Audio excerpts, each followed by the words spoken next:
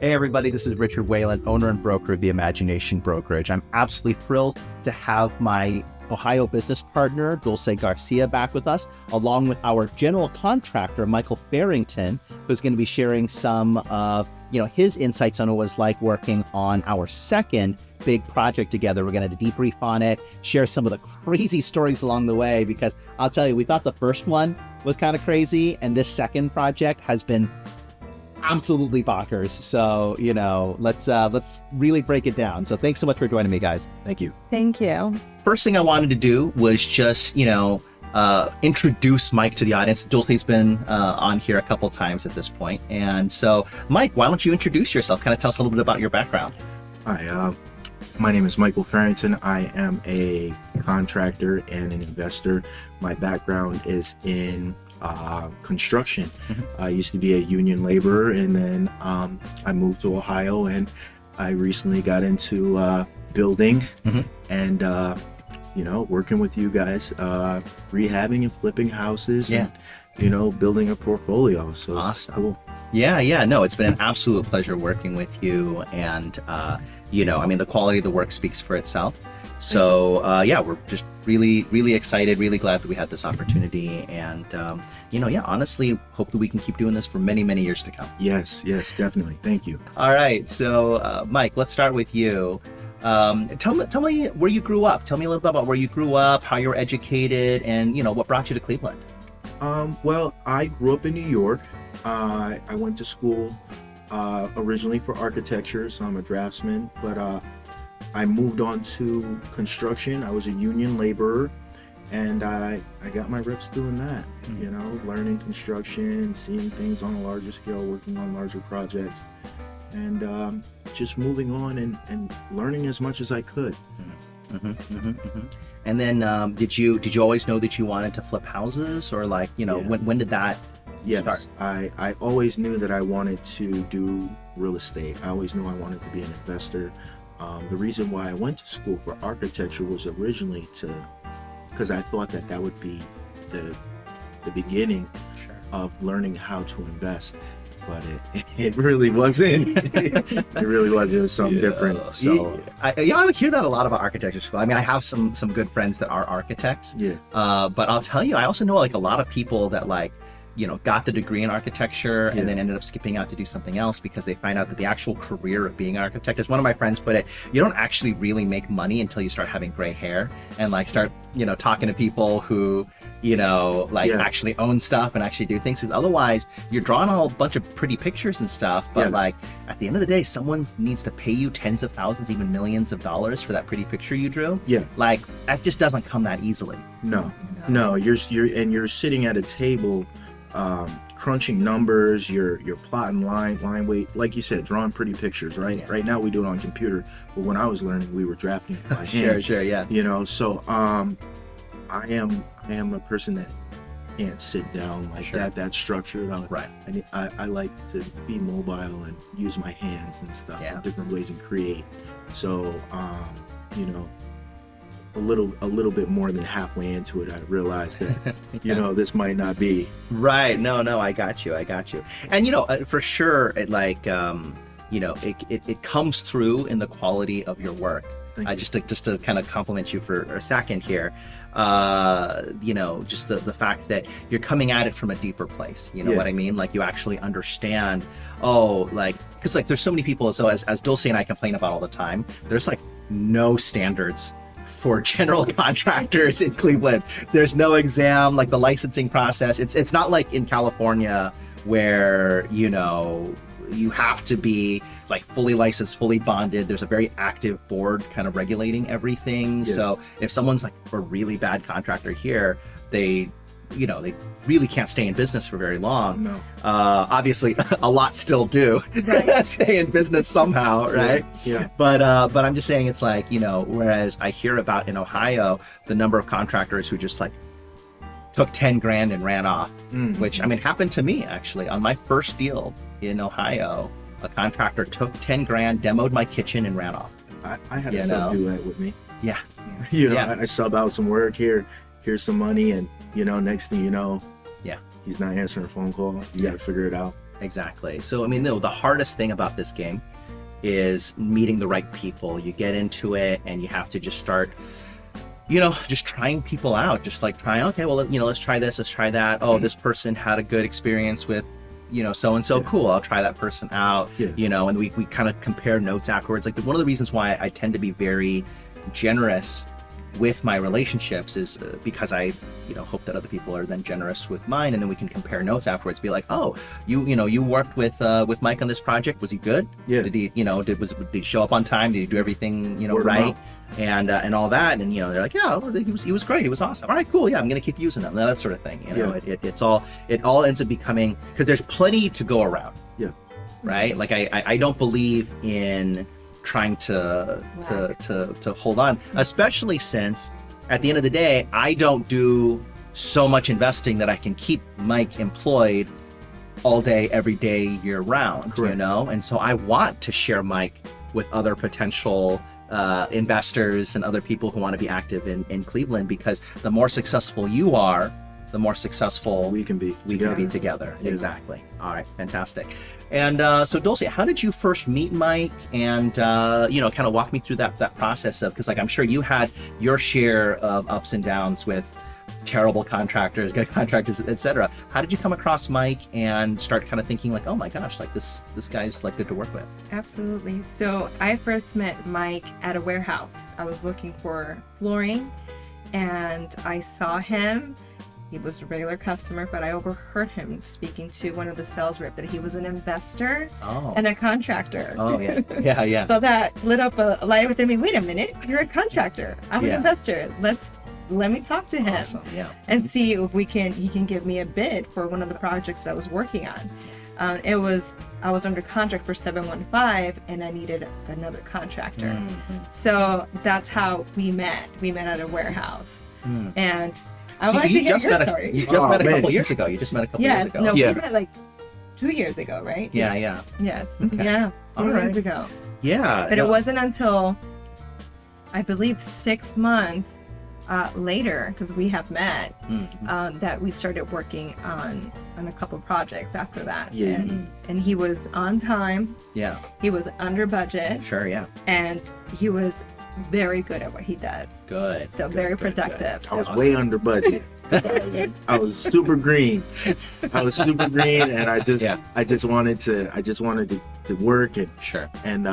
start. I was so He was motivated and hungry. So, Yeah. And he wanted to learn how to be an investor, even though he Sure. told me he was an investor. Yeah, and that's when I was like, yeah, I'm an investor. And, Yeah. and then we talk, and then I was like, oh wow, like you really know your stuff. Like, Oh, sure. okay. Yeah. She taught me really quickly. Yeah. You're not. No, every guy talks big until they like, Of course, of especially course. around the ladies, right? Yeah. And then all of a sudden, like Dulce comes out and she's just so much smarter than everybody else in the room. Yeah, Right. That's and just what it so much was. more experience.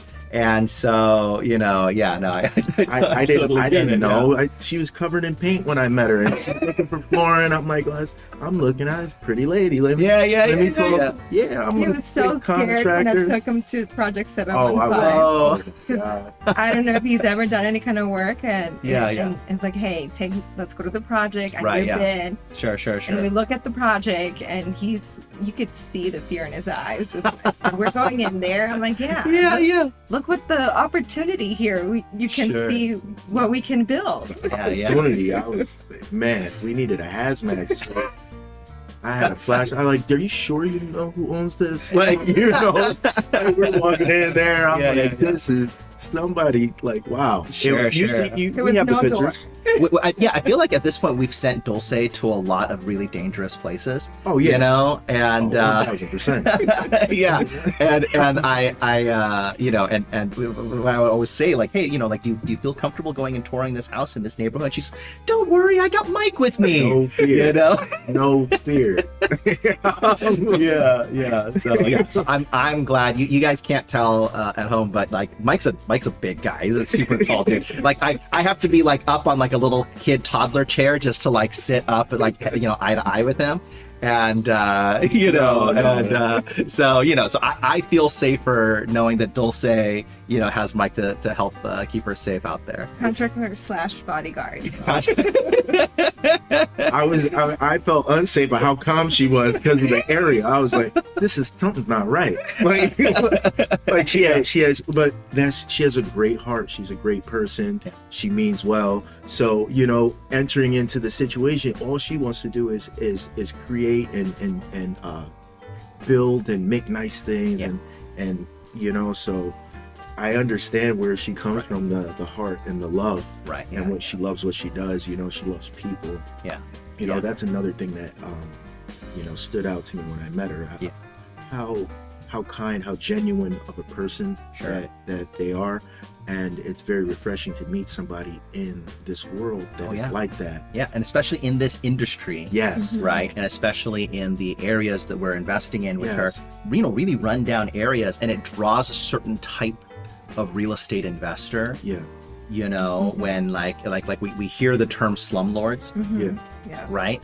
And it's definitely, there's a certain type of investor who's like, hey, you know what, wherever's the highest amount of return, and I don't care who has to get hurt along the way. Yeah. That's the biggest thing. I only watching out for their own bottom line, and just cutting out everybody else, kicking out all the tenants,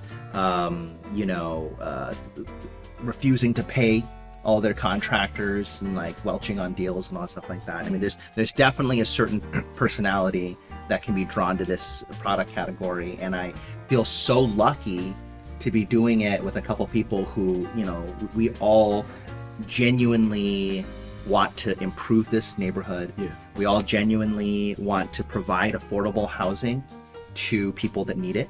Absolutely. And and then the whole reason why I started investing out of state in the first place is because I wanted to make real estate investing more affordable to my friends, family, peers, associates, clients. It is so hard to put together money to invest real estate in Southern California. You have to be a pro. You have to already be coming into it with a full contractor company and a full have either be an agent and a contractor, or and an investor, all of those things, just to be able to scrape by with 5% ROI, right?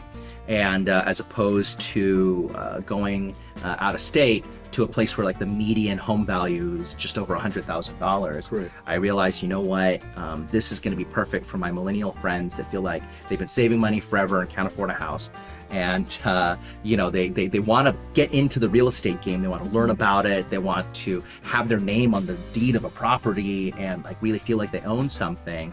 And, this whole, just all of investing in real estate in Ohio has been a huge gift for me and my peer group.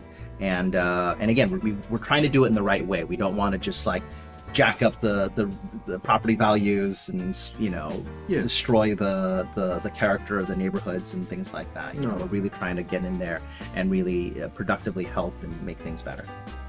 Yeah, I got you. Yeah, I totally agree. And what I like about you guys is that you guys genuinely love what we're doing. We all genuinely love what we're doing, and we want to beautify our neighborhoods, make it what it should be, make it nice. Everybody should have an opportunity to have a nice place to live in. It makes them mentally better, and everything, it shows throughout. So yeah, I definitely agree. And this is a nice stepping stone for people that want to be new investors, to try to get their feet wet. Yes. Learn what's, Yeah, if you're going to take a risk in this game, in California, you can lose $1 million like that. It's nothing. It just disappears. It's nothing. That's one property.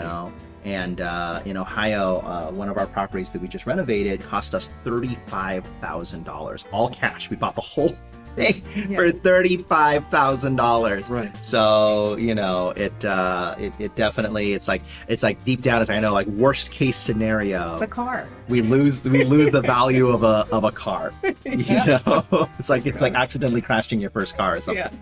Yeah, but your upside is so much higher. Plus, what it does for the community. Right. You know, Redevelopment, improving. Exactly. All right, so this is a great segue to let's actually take a look at this house that cost us $35,000, and now we're watching the official after video. This is Dulce and Mike's first time seeing this video, so you know we're gonna catch their reactions live. Go. Welcome to Project Nightmare on Elm Street. I'm excited to show you this beautifully renovated 7-bedroom, 2-bathroom home. Step inside. As you enter the living room, you can see how spacious it is with white paint and luxury LVP flooring. French doors add a touch of elegance into the next room, which is the beautiful new den with LVP flooring, a modern-day ceiling fan, and a coat closet. As we walk on, we are entering the beautifully new kitchen with butcher block countertops, undermount sink, matte finishes, white shaker cabinets, and stainless steel appliances with a beautiful backsplash in the back. In the kitchen, we had to demo the whole thing, take everything out that was in here. We put in the new cabinets, we leveled off the floor, we put down the new LVP flooring. The backsplash is something new. It's a new type of design that we're trying to work with. These are full tiles. They're 48 by 24. You know, with the new hardware and the new sink and stove, came together very nicely. So check out the bathroom, completely redone. Both bathrooms have fully renovated, spa-like warm tiles, black modern vanities, sink, and beautiful light fixtures. What we had to do is we had to take down the original tub surround, place in a new tub, add in these spa tiles, and redo the subfloor, put in a new toilet, a new vanity, and basically tie everything all in together the way that it is. So come join me to the second floor. So as we walk over here, we preserved this beautiful original staircase. We kept all the beautiful bay windows here. Gives it a touch of elegance and charm. So on the second floor, we have a total of 4 bedrooms. Each bedroom has enough space for the family to enjoy with a closet, modern fixtures, LVP flooring through the entire house. Here we have the second bathroom where we have modern fixtures, vanity, and the spa-like tile. We have the second bedroom here that also has its own closet and luxury flooring throughout.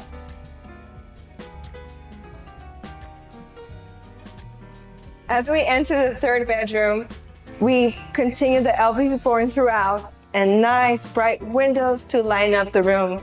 We did a lot of work in this room. Mike, can you tell me what we did here? So in this room, one of the things we had to do is we had to level off the floors in order to make sure that the LVP went down smoothly. And then there was a lot of drywall work. We had a lot of holes in certain areas due to the exterior having holes in it and the water seeping through and just causing damage in the ceiling and on the walls.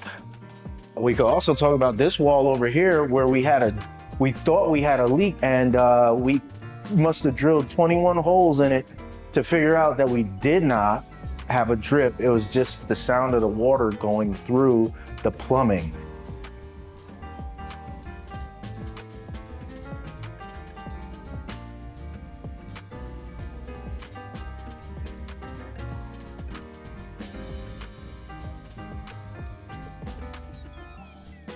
So as we go to the third floor, you can see that we kept the same charm of the staircase. Here on the third floor, this was an entire bedroom, and we divided it up and created 2 extra bedrooms. Up here was pretty distressed. First, we had to do a clean out. There's a lot of debris in here, a lot of stuff that needed to be addressed. The biggest thing that we wanted to do first with this floor is make sure that we laid down a brand new subfloor.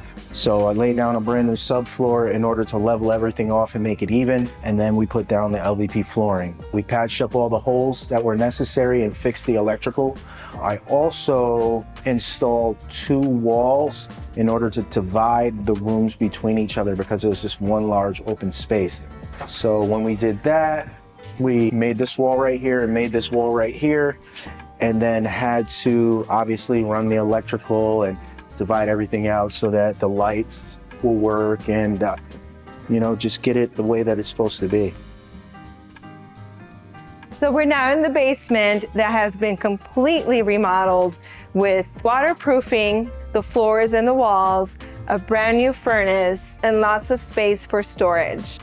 This basement gave me a lot of trouble because we got like 90% done with the house, and then it rained really hard after the snow melted and all that. It started raining really hard, and then we had water issues, right? We found out that we had water seeping through the walls and coming up from the ground.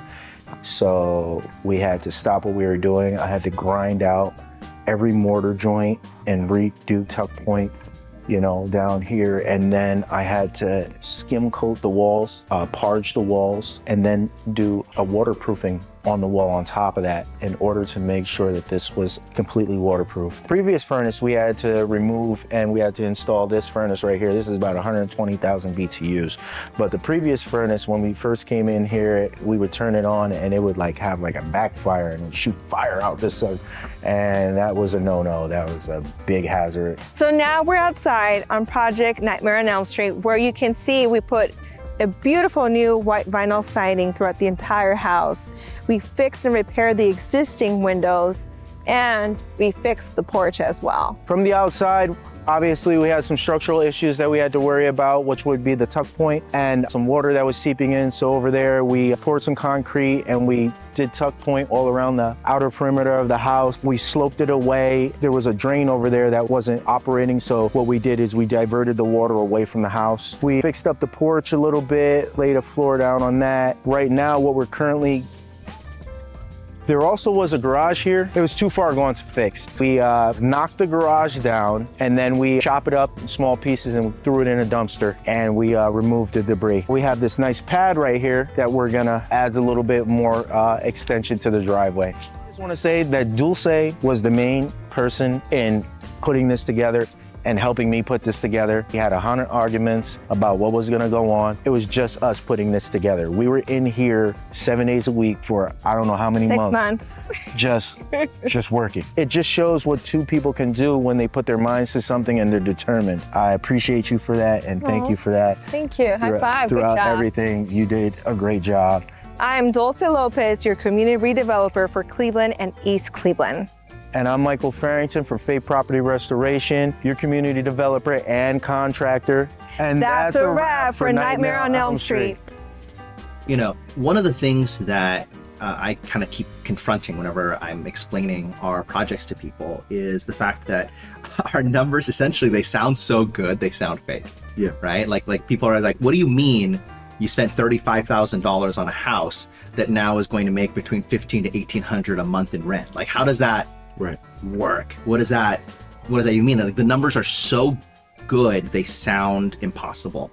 And so one of the things that, you know, we're going to kind of talk about right now is to try to explain everything that you know, the viewers just saw in that video, and try to explain, you know, strategically what were some of the decisions that we made along the way to meaningfully boost the value of the house, you know, both as a rental and for resale, but mostly as a rental.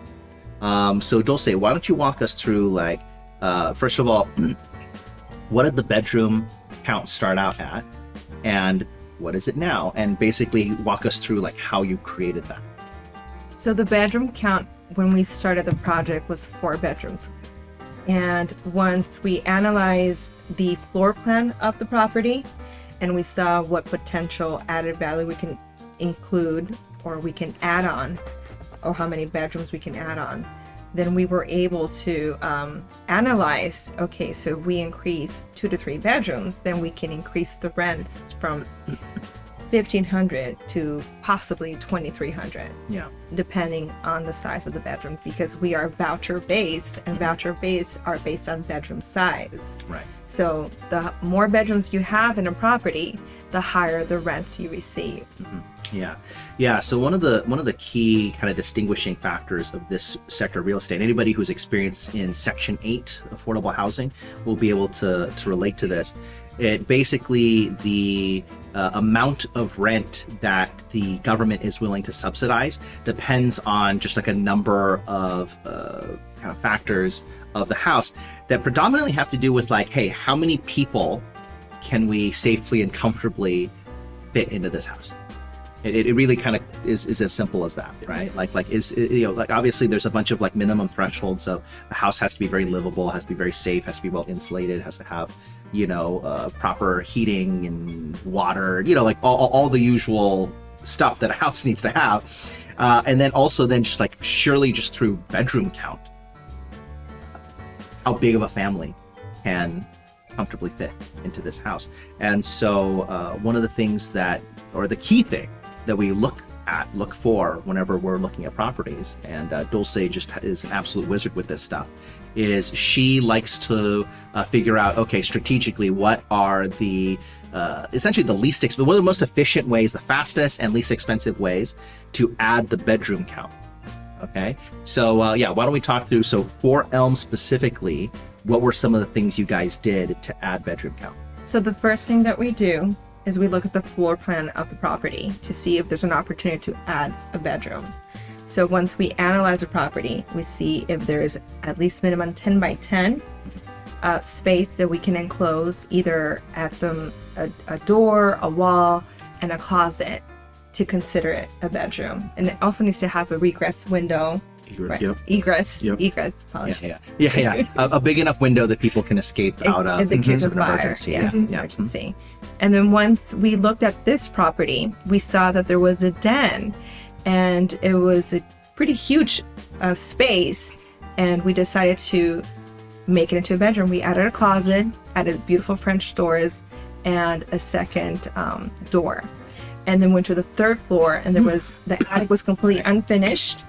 The attic was unfinished, and we divided the bedroom into 2 bedrooms. So we added 2 walls and 2 doors. Thanks to Mike. Yeah. Awesome. Yeah. The first one downstairs, it was so large it could be a master bedroom because of the size of it. And these houses, especially in that location, they're massive. Some of them have 3,000 square feet. So in order to utilize the space better, and be able to house more, if we can do it, we'll do it, and then you just go and get your zoning for it, and you change that, and everything works. All right, now we just saw the awesome video that the two of you made together, but there's actually another really interesting thing that happened on that day. I was wondering if you could tell us a little bit more about it and, explain this incredible video to us, or this incredible photo here to us. Absolutely. So we just finished the video, and as we were wrapping up, the mayor of East Cleveland, Sandra Morgan, drove by. I waved her down because I recognized her face. She pulled over, got out the car, and said hello to us. Oh. And then I said, hey, we just finished a project. Come take a tour. And she walked the entire house with us. She loved it. Oh. It was such an incredible experience.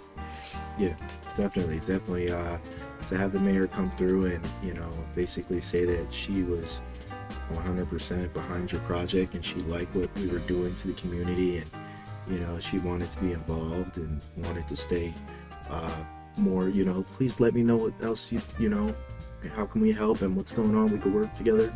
That's a beautiful thing. That's really something special. That's what we're trying to do. We're trying to revitalize these communities and ultimately revitalize the people too, and all the way around just do good things. Exactly. One of the reasons why this niche is working out so well for us, why there's so much potential here, is because we're kind of filling a gap in the financial industry. So it's not just really in the construction industry, but in the financial industry. See, what's going on is that in order to purchase and renovate a really, really rough house, like a house that needs a lot of fixing, you typically need to get what's called a hard money loan. That's a very high interest rate, very short-term loan in order to be able to acquire and renovate property. The problem is that the properties in East Cleveland are so inexpensive that they Don't qualify. they don't qualify. Yeah. They're beneath. A lot of these companies have a $100,000 minimum threshold, Yeah. which means that if your house is worth even just a little bit under $100,000 and it needs a lot of work, chances are it's just going to sit there empty, potentially forever, unless somebody comes along with enough cash to buy it and renovate it. Definitely. And so, you know, that was when Dulce started talking to me about this opportunity. I realized, oh my gosh, yeah, like we can put together the money for it, you know, put this whole project together, find some great people to help out with the construction and renovation. And now we're going into these neighborhoods that otherwise could have been untouched for decades more. Yes. You know, and we're actually doing these very, very meaningful remodels, as you just saw in the video. I mean, you know, we're not skimping on the details. Like Dulce and Mike have put a ton of time, energy, money, and effort into fixing these up to, you know, top of the line condition. Yeah. And that's really, you know, what the mayor was reacting to. I mean, here's somebody, you know, coming in here and in a neighborhood that are, let's just say, you know, again, as we kind of discussed a little bit earlier, it sort of attracts slumlords, Yeah. right? Right. We're doing these incredibly impactful, Yeah. full top to bottom renovations. This could really change the city. Definitely. Definitely. Absolutely. And she loved it. Yeah. And she wants to be part of the collaboration as well. So we'll see how all of this unfolds. Yeah, it's still early to tell, but you know, it sounds like, so Dulce's been in touch with the mayor's office to try to arrange an in-person interview. So I might be flying out there sometime in the next few weeks and filming a full-length interview with the mayor of East Cleveland. So this could be a really interesting and exciting opportunity. They also tell them a little bit about the mayor's investment fund, or like redevelopment, you know, real estate fund.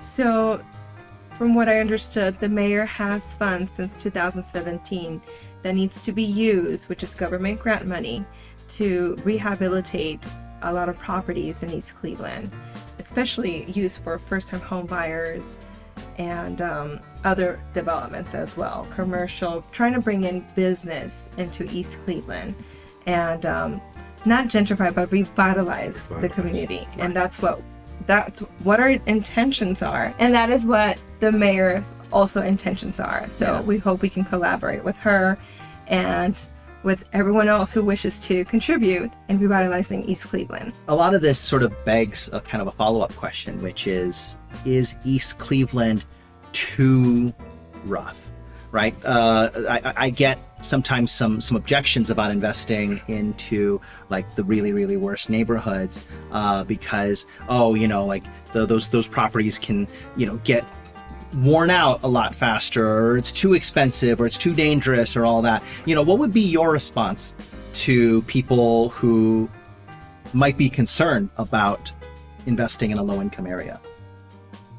Well, my thought on that is we have to give people opportunities to help them grow and develop, because at the end of the day, we want to help out.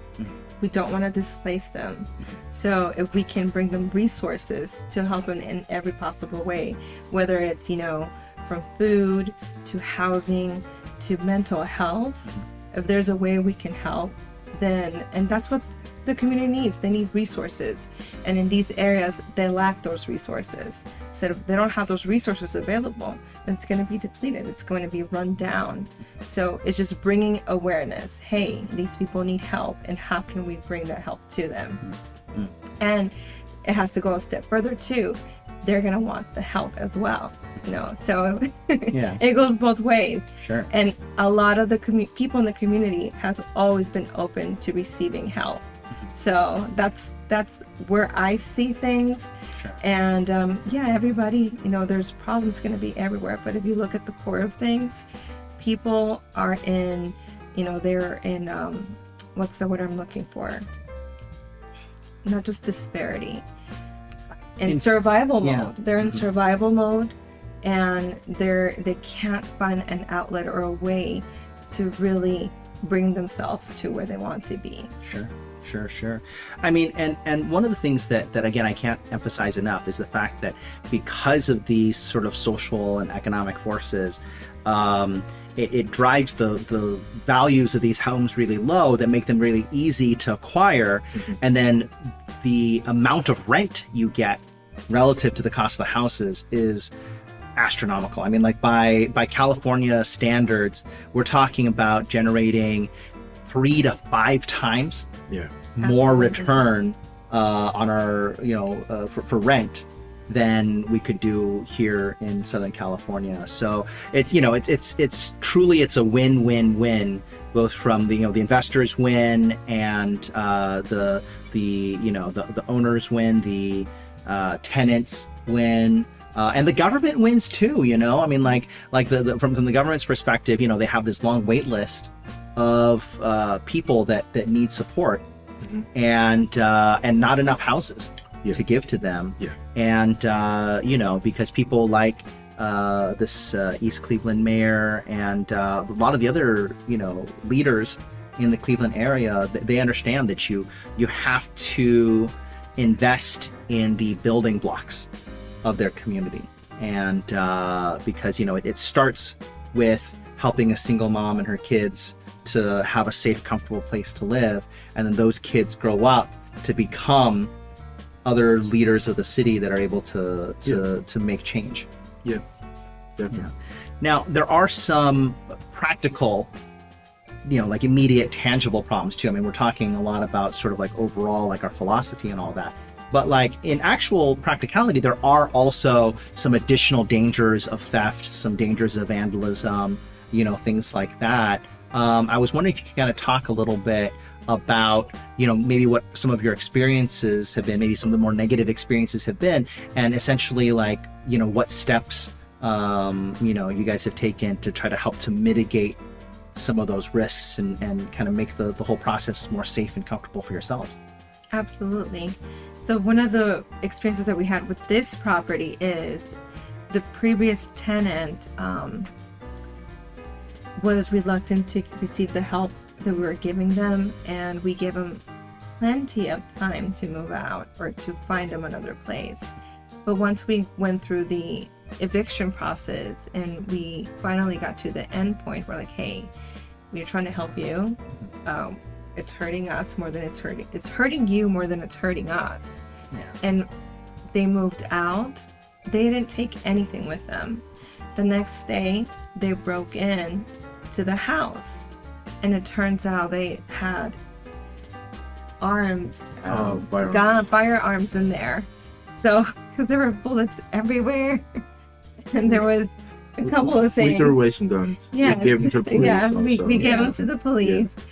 And it's just, but the fact that you had a family in there and the living conditions that they were living in, it's just horrible to see a family like that in upbringing. Another thing too is we had a couple of times where somebody broke in, right? They broke in through the window. They broke a couple windows. And what else happened there?